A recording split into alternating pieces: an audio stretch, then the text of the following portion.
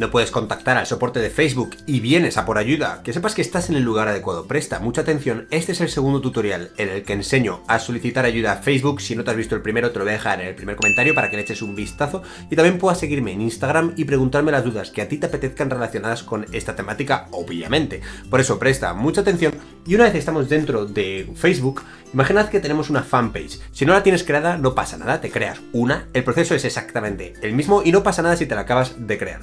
Tienes tu fanpage, en este caso yo tengo una fanpage que es Doctor Tutoriales, que por cierto podéis seguirme si queréis y comentar y ver el contenido, etcétera. Estoy empezando a crecer, no tengo ni idea, si tenéis alguna sugerencia podéis mandarme mensaje por allí.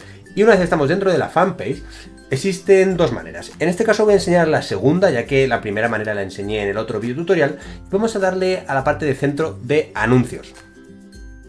Una vez se nos carga el centro de anuncios, es importante saber que Facebook son un poco cabroncetes en el sentido de que no ofrecen mucha ayuda a las personas y por eso tienen que filtrar las dudas que son más importantes o que más importan a ellos, y esas están las que están relacionadas con el tema del dinerito, que es lo que vamos a hacer a continuación. Entonces, una vez estamos en el centro de anuncios, lo que vamos a hacer es darle a la parte de aquí de los tres botones en herramientas y vamos a darle a ir al administrador de anuncios. Una vez estamos ahí, podemos cerrar la otra pestañita, vamos a darle directamente aquí a la parte de ayuda y en ayuda nos aparecerá este buscador de aquí. Me he equivocado, no es la parte de ayuda, es la parte de configuración, notificaciones, buscar, informar de un problema. La parte de la mariquita o el bicho ese que aparece ahí. Seleccionamos un tema y aquí vamos a poner directamente la parte de facturación y pagos. Y aquí vamos a poner cobros, facturación o saldo, método de pago, límite de gasto, otros. Vamos a poner otros y vamos a directamente poner la duda.